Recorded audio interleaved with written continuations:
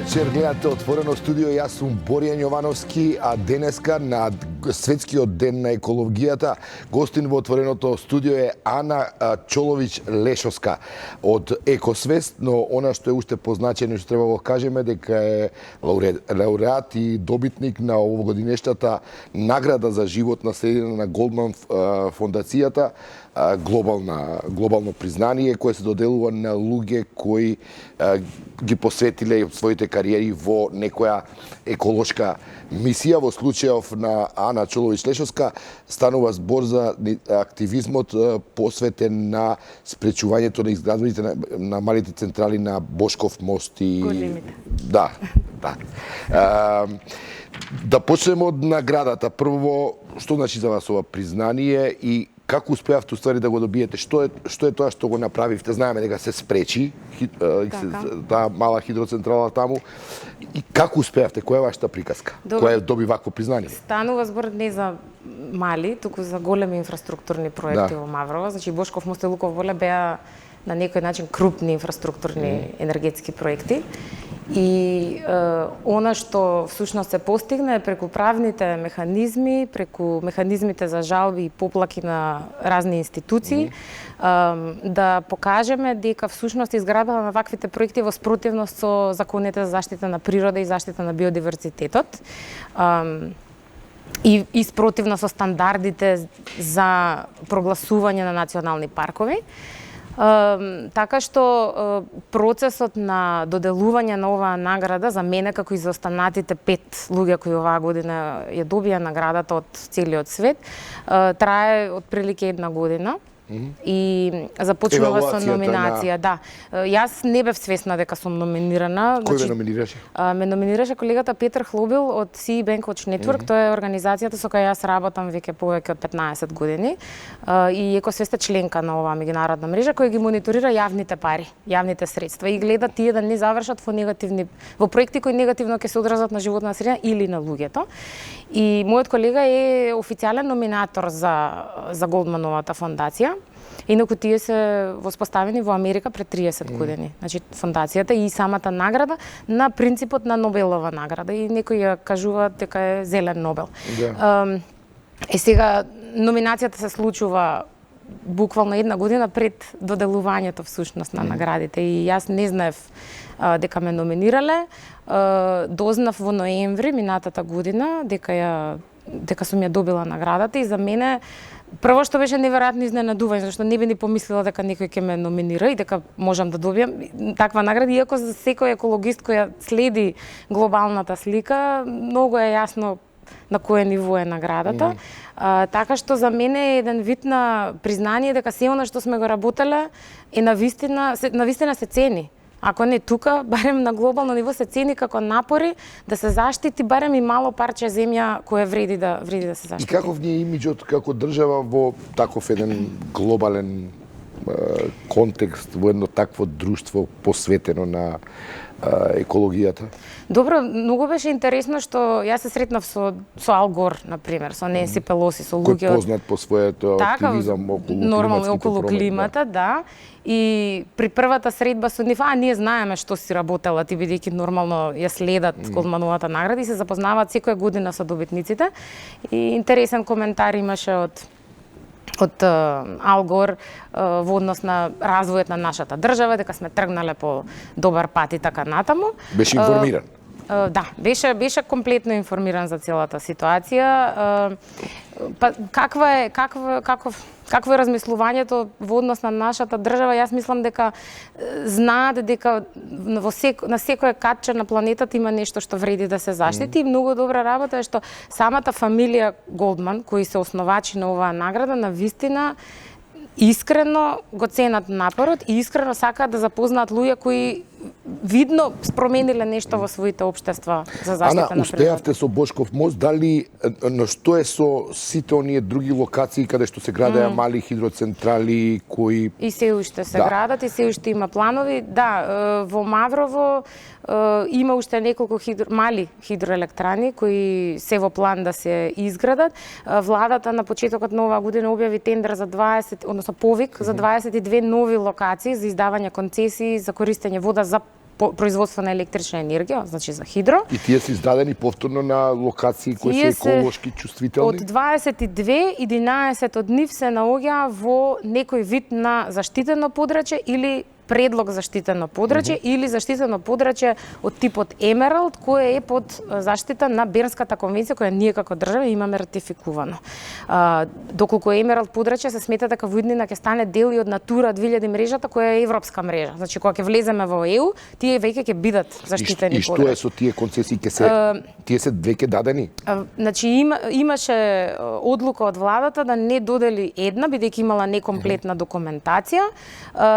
Не се додели, ова усно го имаме, но го нема објавено во одлуката, усно го имаме како информација дека не се доделени концесии во Маврово, тоа е за Жировница 3, не е доделена на Јабланица едната и не е доделена во Пелистер една.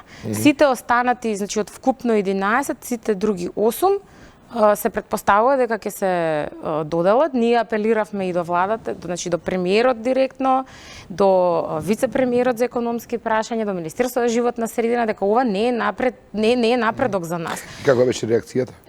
Па премиерот на почетокот рече да, не се секирете, не сакаме да одиме во спротивност со меѓународните обврски и европското законодавство. Вице-премиерот неодамна на Македонскиот енергетски форум кој се случуваше во Струга изјави дека сакале да направат напори и сето тоа да биде во согласност со Бернската конвенција, но за жал овие локации се наоѓаат во заштитени подрачја. Какви се искуствата од тие, кои се резултатите од оние хидроцентрали кои се изградија на некои места во националните паркови? Да, ние правевме анализа на 5 вакви локации и вкупно уште една додадовме во целата таа група, значи 6 локации кои се или во национални паркови или во такви Емералд подрачја за идни Натура 2000 подрачја. Значи резултатите се, како да кажам, мала хидроелектрана, голема еколошка штета. Влијание, огромна штета. Со нас имавме и биолог кој го испитуваше еколошкиот статус на самата река. И многу пластично можам ова да го прикажам со тоа што пред зафатот, пред местото каде што водата се прекинува во реката, нели? Имаме еколошки многу богат статус со видови кои се ретки, ендемични или дури неопишани видови за науката. Значи имаме висок биодиверзитет. Кои потоа исчезнуваат од како... Така, од зафатот до техничката зграда имаме мртва река. И ова зборувате за Брајчинска река во зборувам за сите, значи за Брајчинска, за Тресонечка, на Шарпланина, значи сите локации каде што бевме, објавивме извештај за ова, кој е надополнет со извештај за еколошка проценка на овие локации. И можам да кажам дека ситуацијата е секаде иста. Сега исто така се гради една мала хидроелектрана која за нас е чудо што повторно Европската банка за обнова и развој која сакаше да инвестира во Бошков мост, не си ја научи лекцијата, инвестира сега во Крапска река, каде што е направен масакр на подрачјето. Повторно последици, значи лоша градежна пракса, непочитување воопшто на стандардите и воопшто непочитување и на елаборатите за заштита на животна средина. Вчера ви имавте исто така изјава медиумите и вашата организација во врска со овие загрижувачки најави од УНЕСКО дека Охридското езеро ќе мора да се стави под во категоријата на загрозени. Што се случува со Охридското езеро конкретно во овој контекст на УНЕСКО? На УНЕСКО. Значи не станува збор само за Охридското езеро, УНЕСКО подрачјето Охрид е и културно и природно наследство. Значи тоа е едно од поретки, ако видите мапата на сите УНЕСКО, да, ретка комбинација културни и природни. Сега Охридското езеро не е од вчера под ризик, значи веќе последните децении поради нефункционирањето на колекторскиот систем Охридското езеро се доведува во ситуација на еутрофикација, односно заситување со органски материи, претворање, тоа е оној природен процес на претворање од езеро во мочуриште, каде што се намалува, да речеме, биодиверзитетот, квалитетот на водата опаѓа и тоа е се поради неверојатниот притисок кој ние како луѓе го оставаме врз природата. УНЕСКО не е дека не е оправдано што го поставуваат сега, и предлог е да се постави како подрачје во опасност, затоа што ние имавме долго време да ја оправиме работата, но едноставно не покажавме доволно посветеност тоа да го направиме. Дали е воопшто направено нешто по сите реакции од УНЕСКО во континуитет со години наназад кои укажува дека ќе дојдеме до ова? Значи, кои укажувале дека ќе дојдеме до ова, можеби не имало напори од нашата страна. Излезе пред 2 години дојдоа УНЕСКО на една мисија, истражувачка мисија, да видат каква е состојбата и издадоа после извештај. Нашата власт одговори многу позитивно. Тоа беше периодот токму кога дојде новата влада на место и издадоа еден доста позитивен извештај каде рекоа нема да ги градиме патиштата низ Галичица затоа што тоа е воспротивно. Ќе направиме вакви и вакви мерки за да одговориме на барањата на УНЕСКО, но 2 години поминаа. Колекторскиот систем исто така беше еден од приоритетите на власта кога дојде во јуни. И ништо не е направено. За жал не е направено ништо. Сега гледам дека има забрана за градба, значи има мораториум кој за жал очигледно 100% не се почитува на терен. Од кого не се почитува? Од надлежните институции во однос на легализацијата на дивоградби или издавање дозволи, да.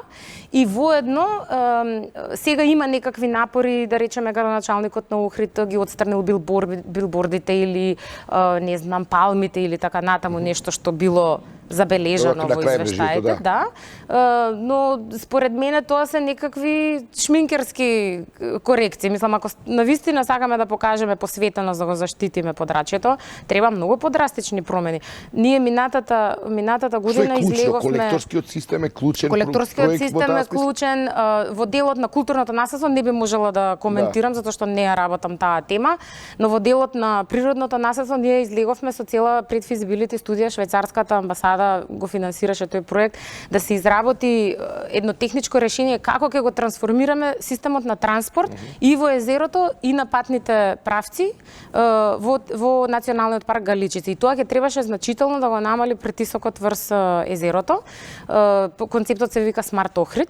И добро, тоа е проект кој колку чини неговата реализација?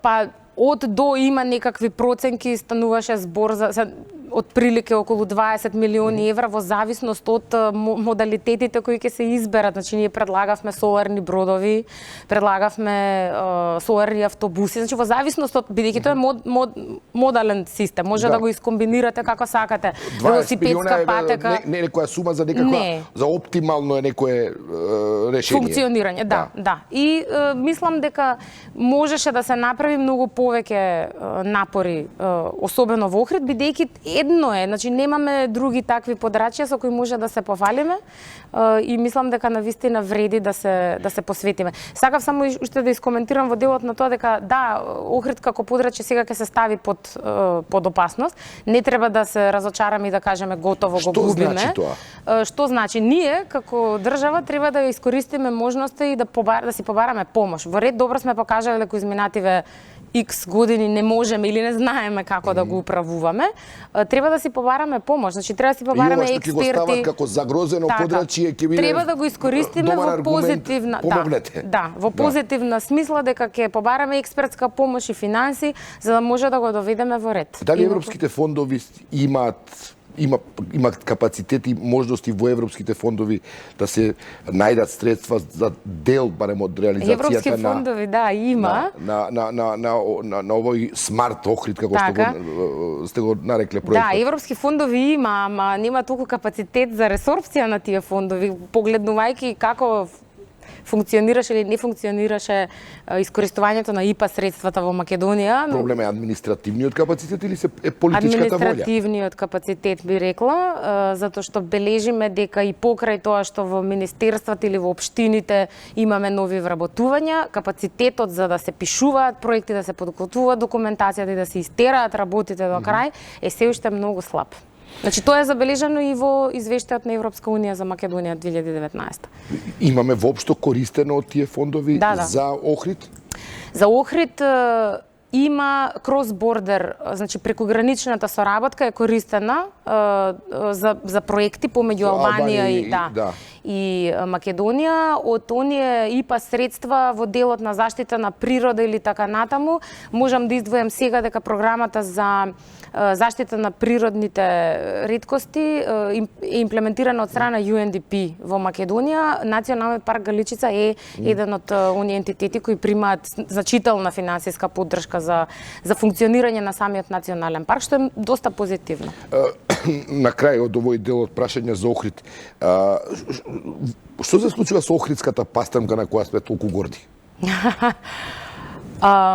Јас колку што не сум значи експерт за охридската пастрамка, но можам да кажам дека нешто што е голем, кој бидејќи претпоставувам дека го третираат тоа како ендемските видови во не само на охридската пастрамка, него и на огромниот биодиверзитет ние кој го имаме во Охридското езеро, бидејќи станува збор за милионски стар екосистем.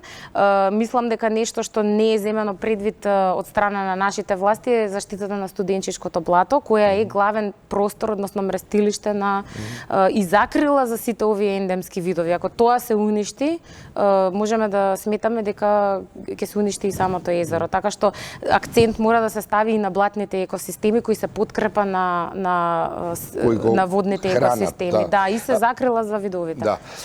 Ана, денеска, како што реков во најавата Светски ден на екологијата, 5 јуни се одбележува редовно, оваа година тема на овој светски ден е борбата со пластиката. Така. Што се случува на тој план во Македонија и докаде сме, бидејќи тоа станува можна актуелна дебата барем во развиените демократии во Европа веќе во Европа се почести се информациите за забрана на пластични производи употреба, До кај сме со ова? Да, додека во Европа има и свесност, ама и механизми и закони кои ќе го регулираат тоа, и сега се дискутира точно и за воведување на директива за забраната на пластика за еднократна употреба. Кај нас ситуацијата е страшна, дури еве извештајот од Европска унија со кој јас се согласувам во делот на отпадот е дека немаме имплементација на она што го зацртавме. Многу малку напредок. Сега е новиот закон за отпад треба да се дискутира, не се воспоставија системите и регионалните центри за рециклирање и за одлагање на отпадот. Имаме се уште бројките се помеѓу 3000 и 10.000, зависи сега како ги коментира, диви сметишта или диви депонии сметишта во државата. Едноставно многу малку се работи на таа тема и некако сите се законски можеби добро ќе се осигураме дека на хартија се функционира, има стратегии и така натаму, на терен многу тешко функционира тоа. Што носи новиот закон кој е сега во подготовка? Мислам дека она што не сум го погледнала законот од причина што вчера дознав дека е на ЕНЕР, а уште 4 дена има за коментирање, така што ќе треба да отворам и да видам. Ќе коментирате пати? Да, ќе коментираме со тоа што идејата е дека ние како држава сме се определиле дека ќе си го транспонираме европското законодавство и како одат годините, ние секогаш мора да се прилагодуваме кон новите закони. Она што е неопходно е конечно општините да можат да се договорат и да ги оформат тие регионални центри кои никако да се случат. Доколку тоа се случи, овој закон го предвидува тоа? Да, ја мислам дека тоа беше и со претходниот закон, со тоа што ИПА средствата ќе можат да се користат, значи европските фондови ќе можат да се користат откако ќе се оформат ентитетите кои ќе можат да ги имплементираат тие проекти. Без нив не може ни парите да се употребат. Добро, на тема воздух. Добро. Мојата омилена тема. Да. Кој не загрижува сите, особено зима, сега е времето подобро, не е толку малку и сите сме релаксирани, не ни интересира таа тема, па сепак. Квалитетот на воздух можам да забележам. Што е причината за имаше многу студии кои потврдија од каде се доаѓа и факт е дека сите знаевме можеби предходно дека од секаде ни доаѓа загадувањето, дали е од индустрија, транспорт, градежништво, домаќинства и така натаму. Постојат пикови, се зборувавме дека тоа генератор на тоа се изворите на греење. но има пикови на загаден воздух и во овој период. Има, да, ема во Скопје имаме и индустрија, во Скопје имаме и дизел возила, во Скопје имаме и градежни работи кои емитуваат, сите тие емитуваат прашина. Значи, а главниот проблем за кој сите се секираме се тие PM10 и PM2,5, воедно, она што многу ретко се зборува е дека тие честици на прашина ги носат оние тешки токсични метали и хемикали кои ги вдишуваме ние во нашиот орен. Значи, можеби прашината ќе се исчистиме од прашината, ама токсините нема. Тоа што мислам дека сите помалку или повеќе од институции се бидејќи сите се како посветени, ама тоа малку почнува да личи како на борба со Не би рекла дека сите се посветени. Значи ја мислам дека декларативно има интерсекторска работна група за квалитет со амбиенталниот воздух. Сите министерства седат таму. Кој не заинтересиран? Како е можно некој да биде незаинтересиран за тоа? Можам да набројам неколку институции. Значи, мене лично ме иритира фактот што Министерството за внатрешни работи е секогаш пасивно во овој дел. Кога зборуваме за регулирање на сообраќајот, договорот беше интерен на таа интерсекторска работна група дека за година дена ќе ставиме во функција закон за возила кој ќе овозможи зонско функционирање на градовите на принцип на зонирање. Значи во најстрогата централна зона ќе можат да возат возила само што имаат висок стандард и ниски емисии и како одите кон периферија, тој стандард се намалува. Значи да ги дестимулираме луѓето да возат кола, туку да се качат во автобус. И сега имавме рок од година дена интерно зададен и постојано се наоѓаа проблеми. Тој закон леташе од животна средина во економија и така натаму. И барањето до МВР беше дали можат да изработат, барем ние тоа барање кој им го поставивме, да изработат привремен сообраќаен план со кој ќе го регулираат зонирањето на принципот како што регулираат маратон, трки и така натаму. Значи може да се направи технички. Се разбира дека се може. Се може ако се сака, не се сака. Значи, според мене тоа е недостаток на волја или разбирање можеби за повеќе за темата. Добро е да се знае. За крај, бидејќи актуелно е темата преговори за членство во Европската унија, што тие преговори конкретно би значеле во ова можне важна област каква што е екологијата? Какви се вашите информации што тие преговори на пример им донесоа на држави како Романија, Бугарија, овие кои ги познаваме, кои не биле многу еколошки развиени до некое скоро време? Скоро време, да.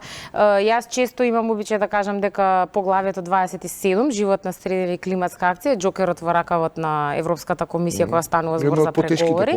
Потешки поглави, затоа што станува збор не само за стандарди и закони, станува збор за имплементација на терен инфраструктура, од пречистителни станици, рециклажни центри и така натаму, и воспоставување на стандарди и многу силни инспекции. Сето тоа е многу комплексно да се воспостави. Ние сме уште во рана фаза на имплементација на многу од овие закони. Дали очекувате од преговорите дека светлото ќе се сврти? Да, очекувам. Нова динамика во тие. Очекувам затоа што сметам дека екологијата, ако можам така да кажам, треба да е двигател на нашата економија. Дека прво тоа е тоа министерство кое треба да ги поставува стандардите и принципите за сите останати, затоа што тоа е тоа кое ќе гарантира квалитетен живот на луѓето. Ние не сме задоволни ако воздухот не е чист, водата ако не е чиста, немаме здрава храна. Значи, тоа е основата. И сега мислам дека преговорите конечно ќе го фрлат светлото на ова поглавје кое цело време се запоставува. Преговорите како механизам има видливи ефекти во Бугарија, спомнавме на пример?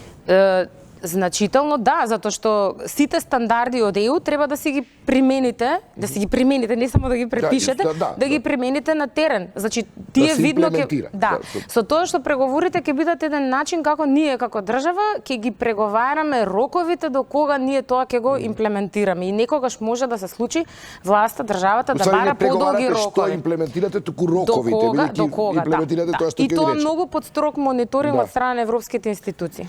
Ана Чолович Лешовска, добитник на наградата Голдман. Благодарам што бевте гостин во отвореното студио. Ви благодарам на поканата. Ви благодарам што не следевте.